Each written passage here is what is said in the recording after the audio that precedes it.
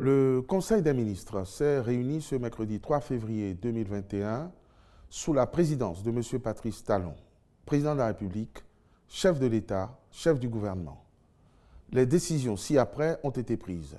Au titre des mesures normatives, adoption du décret portant fixation des valeurs limites d'exposition aux champs électriques, magnétiques et électromagnétiques, ainsi que des modalités de contrôle et d'inspection des équipements et installations radioélectriques.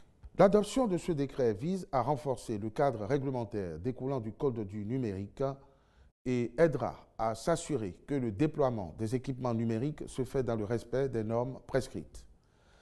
Il s'agit, ce faisant, de contribuer à une meilleure protection des citoyens et de leur cadre de vie en encadrant strictement et en contrôlant les rayonnements électromagnétiques émis par de nombreuses sources naturelles et artificielles dont certains peuvent être nuisibles à la santé. Aussi, les valeurs limites d'exposition aux champs électriques, magnétiques et électromagnétiques fixées dans le présent décret sont-elles conformes aux nouvelles lignes directrices de la Commission internationale pour la protection contre les rayonnements non ionisants, organismes compétents en la matière. Ce sont donc ces valeurs qui serviront de base de contrôle et d'inspection des équipements et installations radioélectriques pour l'autorité de régulation des communications électroniques et de la Poste.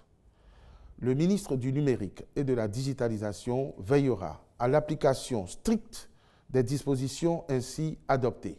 Le Conseil a par ailleurs adopté le décret portant nomination des membres du conseil d'administration du service d'aide médicale d'urgence du Bénin.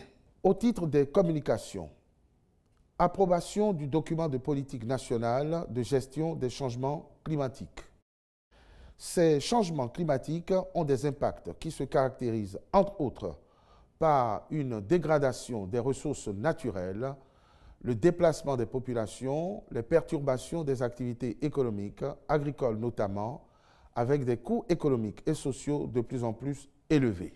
Aussi, une politique nationale est-elle nécessaire en la matière afin d'harmoniser les interventions des différents acteurs autour d'une vision commune et des orientations partagées. C'est pourquoi le Conseil a approuvé le présent document basé sur la vision de faire du Bénin à l'horizon 2030, un pays résilient au changement climatique avec une capacité adaptative suffisante et des mécanismes appropriés d'anticipation et de réaction face aux risques climatiques, une croissance à faible émission de carbone et dont les institutions, organisations, entreprises et citoyens adoptent des pratiques, attitudes et comportements climato-sensibles. Pour ce faire, le document de politique nationale entend mettre l'accent sur la gouvernance des changements climatiques, le renforcement des capacités institutionnelles, individuelles et matérielles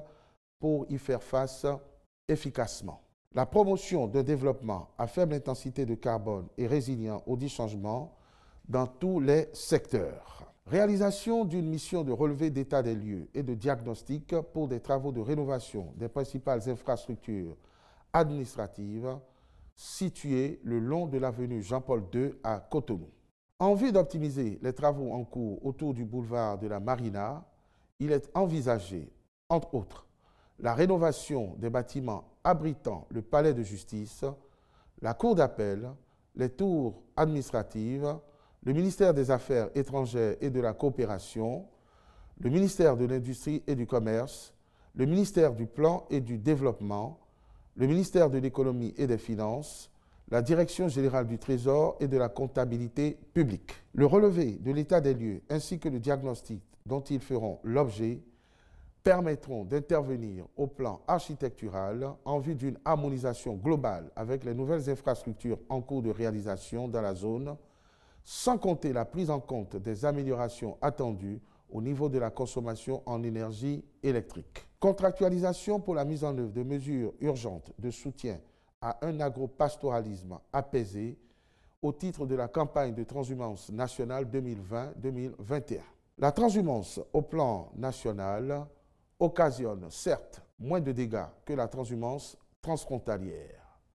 Cependant, des conflits ne manquent pas entre agriculteurs et éleveurs, malgré les mesures antérieurement prises pour en limiter les effets. C'est pourquoi, au titre de la campagne en cours, le Conseil a marqué son accord pour des mesures urgentes visant à atténuer la récurrence de ces antagonismes. À cet effet, il a été décidé de procéder dans l'immédiat à l'acquisition et à la mise en place de 350 tonnes d'aliments de bétail à coût réduit grâce à une subvention de 50% accordée par l'État d'une part et à la réalisation de 20 forages pastoraux à but multiple avec abreuvoir d'autre part. Le ministre de l'Agriculture, de l'Élevage et de la Pêche veillera à la bonne exécution des marchés avec les prestataires retenus et fera procéder à l'identification des bénéficiaires. Ces actions seront suivies d'autres mesures à moyen et à long terme, l'objectif visé étant de trouver une solution durable à la transhumance. Ainsi, il s'agira notamment de la facilitation de l'accès des organisations de producteurs au microcrédit et au Fonds national de développement agricole, l'appui à la mise en place des parcelles fourragères pour soutenir l'élevage des ruminants, l'élaboration et la mise en œuvre d'un plan triennal de gestion de la transhumance. Au titre des mesures individuelles, M. Alonado Wilfried Adissin est nommé directeur général de la Société des aéroports du Bénin.